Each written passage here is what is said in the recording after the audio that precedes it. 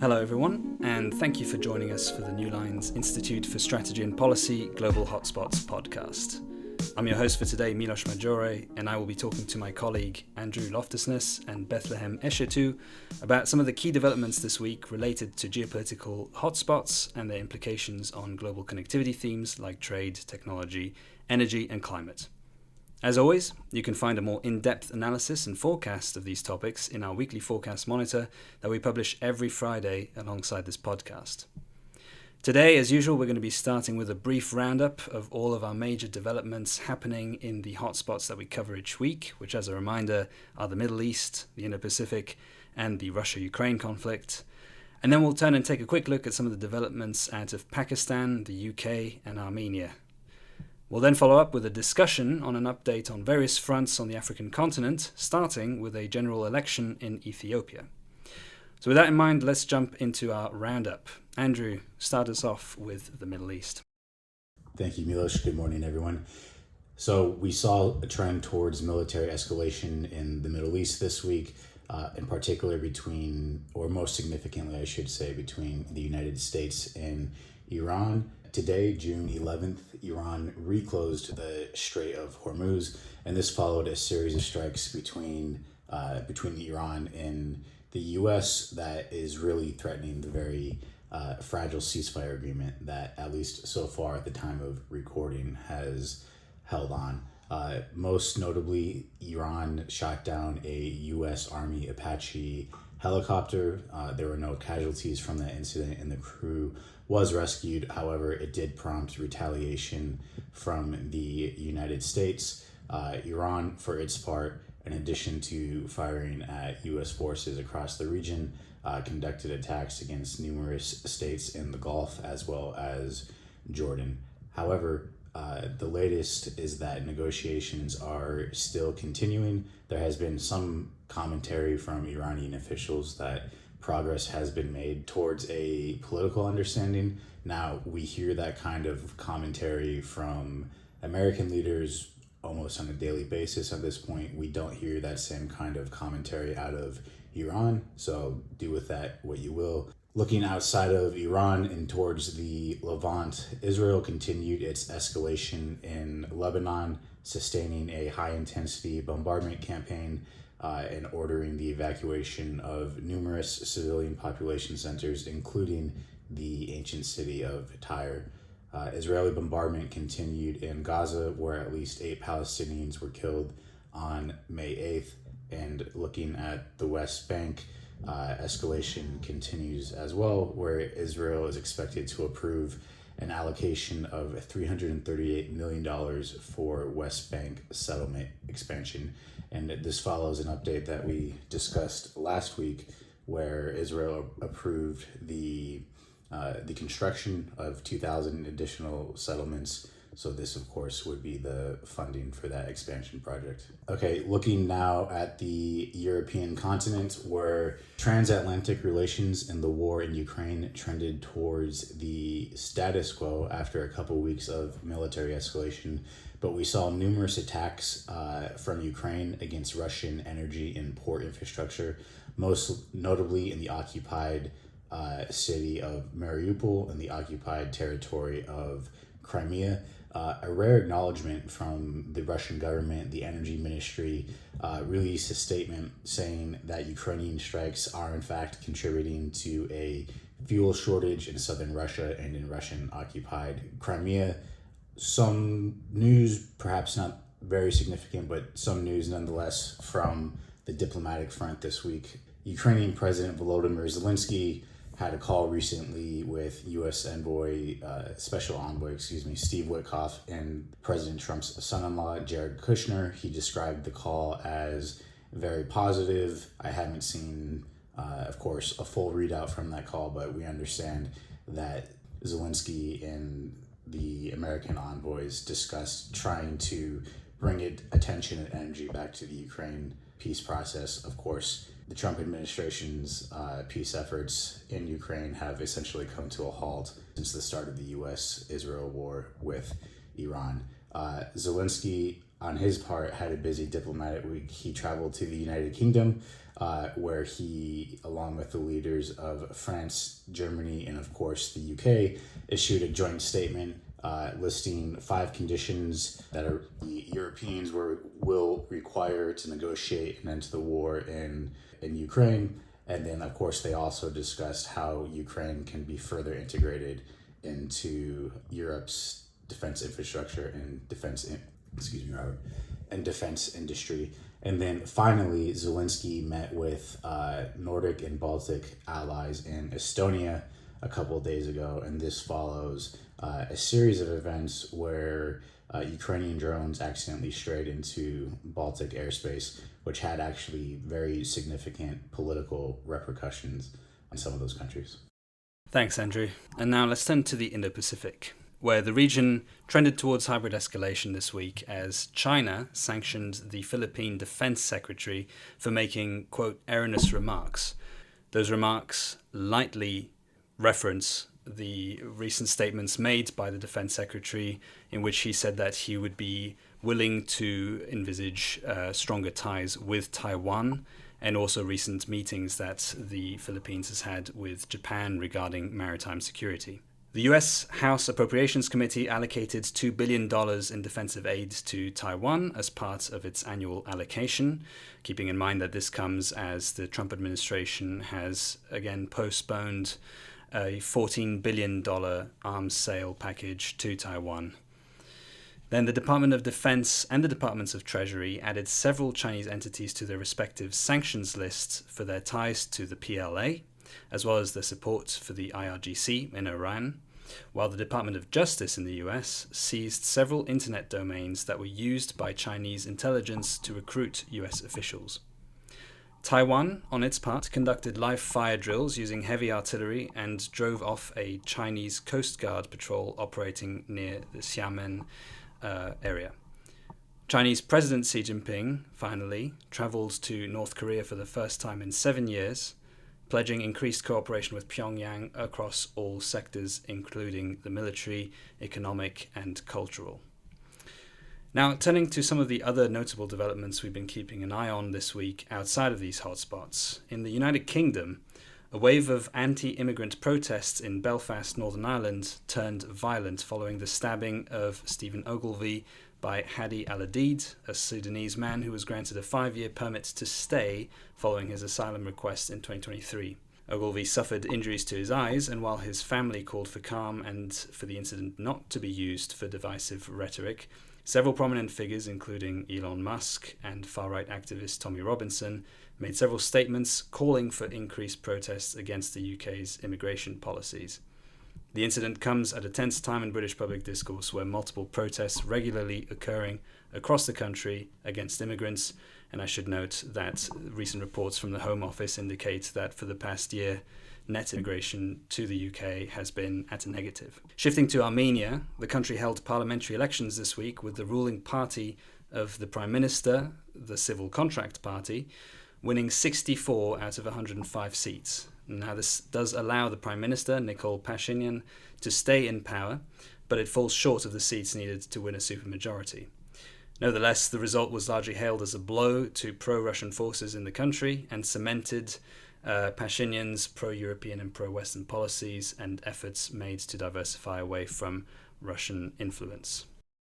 Shifting now to conflict that we've covered in the past, the Pakistan-Afghanistan conflict, where Pakistan launched a new wave of strikes against Afghanistan's border provinces, with Afghani authorities reporting 13 deaths and 14 more wounded. This marks a resumption of violence following several weeks of calm between both countries for the first time since Pakistan declared an open war against Kabul in February. So we're keeping an eye on that military escalation front right there. And then finally, news from the home front in the United States, where a Florida-based trading company, Vanguard Energy, is poised to send Cuba 250,000 barrels of oil and diesel, which would constitute the largest shipment of fuel by the US to the island since the Eisenhower administration.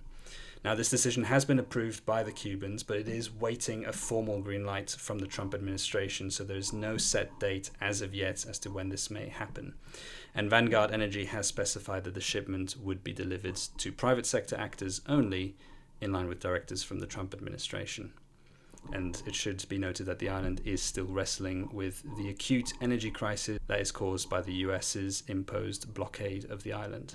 So that brings to an end our briefing portion. Now, turning to our discussion here, I wanted to invite you in here, Bethlehem. So you have been covering a lot of developments happening in Africa, and specifically the recent news from Ethiopia, where a general election took place recently. So what can you tell us on that front? What happened for readers or for the audience members who may not be as aware? Yeah, in the latest results that were announced on Tuesday, the ruling Prosperity Party won all but one of 22 constituencies. This was certified by the National Election Board. The only opposition win in the batch was in the Somali region, where the Ogaden National Freedom Front won 72% of the vote. So every other seat that was announced on June 10th went to the Prosperity Party. Yeah, thanks. And so that obviously constitutes quite a big win for the Prosperity Party. How was that received in some of the, or what do you think are some of the implications for the country itself, perhaps in some of the regions where that party did not succeed as favorably? I think that this was expected. There wasn't really anyone who had thought that another opposition party might win, partly because the opposition itself is so weak and fragmented. There were some parties that ran just to keep their party licenses. So there was no real expectation there that there would be any opposition that could put up a real threat, I guess, to Dr. Abiy's Prosperity Party. So, and also it's important to note that there were no elections held in parts of Tigray and the Amhara and Oromo regions for threats of violence, but that effectively disenfranchises a large part of the population with the Tigrayans, and a part of the 2022 Pretoria Agreement that put an end to the civil war had an explicit clause that Tigrayans would be included in this vote. So the fact that they weren't goes explicitly against that clause that put an end to the civil war. So it just raises some tensions there. But also, I don't think that that's the primary concern of the people in that region right now because of the war. They are more focused on access to basic needs, electricity needs being met, all of those things. So I think that there's also some perspective here to think about. So regionally, I think that this might affect Dr. Abiy's ability to carry out some of his ambitions in the region. So the port in Eritrea has been something that he's talked about wanting access to. And there's some speculation here that having another 5 years in his position might embolden him to make some moves. So there's a risk here for some sort of conflict between Eritrea and Ethiopia if he tries to go for the port in Assab. And we'll get to that international aspect of it in a second. But in terms of the domestic situation still, and you mentioned that obviously in the Tigray region, in a sense, they've got their mind occupied already with the basic needs, and this may not be as much of a concern, a primary concern for them at the time being. But given the results, and given that the current administration has in the past also been blamed for repressive policies and human rights abuses, do you see this election result as more of a stabilizing effect on the country, or do you see some possible destabilizing repercussions going forward? Well, it could be both here, partly because the capital city of Addis Ababa is so separate from the regions around it, like the Tigray region, the Amhara region, large swaths. They view the election as delegitimate. They are refusing to accept the results. And because elections weren't held there, that's a fair take. But I think that these regions will continue to push for a sort of decentralized ruling system. That used to be the way that politics was run in Ethiopia, where power was kind of decentralized and each region had its ability to rule its own politics. And so now I think that a lot of the rebel groups that are fighting in these regions are fighting for that control. So to them, this is a destabilizing factor. But in the city, in Addis Ababa, there's a lot of economic growth that is happening as a part of Dr. Abiy's movements, that he's pushing for a lot of economic reform and a lot of development, but that is largely restricted to the city. So there's kind of an issue there where the development is not evenly spread between the city and the rural regions. So it can kind of be both, but in different ways. The people in the city are largely happy because he is providing a lot of development and a lot of access to economic reforms. Gotcha. And in terms of the international aspect, and I mean, you mentioned some potential tensions with some of Ethiopia's neighbors there.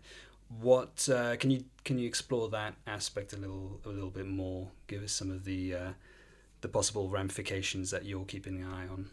Yeah, so like I mentioned earlier, Eritrea is a potential flashpoint here, partly because Dr. Abiy has ambitions in the port of Asawa, which has the potential to create a lot of tension between the two countries. So there was a lot of analysis that this election might provide him with sort of the mandate or embolden him to be able to take those moves. And he has tried alternatives. So there was a port in Somaliland that they signed a memorandum of understanding, but Somalia viewed that as a direct act of aggression. So they had to take some steps back and lose access to that port. So, and currently they use the port in Djibouti. So that's a lot of money that you're paying as a government to use that port. And Dr. Abiy has these unrealized dreams of a port of his own. So I think that might be one of the biggest flashpoints here. And then there's also the issue of Sudan, where Ethiopia has been accused of housing the rapid support forces and training them on Ethiopian territory under UAE funding. And both Ethiopia and the UAE have denied these claims, but Sudan is also viewing this as an act of aggression, and they are placing troops kind of on the border between Ethiopia and Sudan. So there's some kind of tension over there as well, and that's something to look into as we move into the next quarter, that might be another flashpoint as well. A minute ago, you mentioned the accusations of support from Ethiopia towards the RSF, the Rapid Support Forces from Sudan. Can you explain to us the relationship between the RSF and Ethiopia, and perhaps most importantly, the UAE? Yeah, I really don't think there's a lot of logic to the RSF being housed on and trained on on Ethiopian territory, because Ethiopia and Sudan have been allied for many, many years, and this might feel like a betrayal of sorts to Sudan, and it is inciting a lot of tensions because it was so unexpected in some ways. But with the UAE's involvement in some of the conflicts in the region, I guess it shouldn't be as surprising, but it doesn't really have a lot of underlying logic that we can follow and point to and be like, this is why this is happening. And as a result, it has inflamed Sudan, and the Sudanese armed forces are stationed along the border now, creating tension on that border as well. And given, of course, the border and, the past flow and the future potential for more refugees from Sudan, what role did the war in Sudan play in the election? I don't think that was something that ordinary voters were considering when they cast their ballots. There was a lot of domestic issues on the plate, with inflation reaching double digits right now, as well as, the war in Tigray and Amhara, the Oromo regions. That is kind of what is at the forefront of the general population in their minds. So the election to most of the public was much more of a domestic development. But I think that the concerns are that the next 5 years, where you basically have 99 to 100% of parliament full of Prosperity Party members, might provide some sort of unimpeded access to pursuing any sort of broader regional goals. So that could be in Eritrea, that could be continuing to house RSF soldiers and training them and accepting the UAE funding as part of that. So that is more what is on Dr. Abiy's mind. I think what is on the minds of the general public as they cast their ballots is largely domestic issues and, inflation and other things.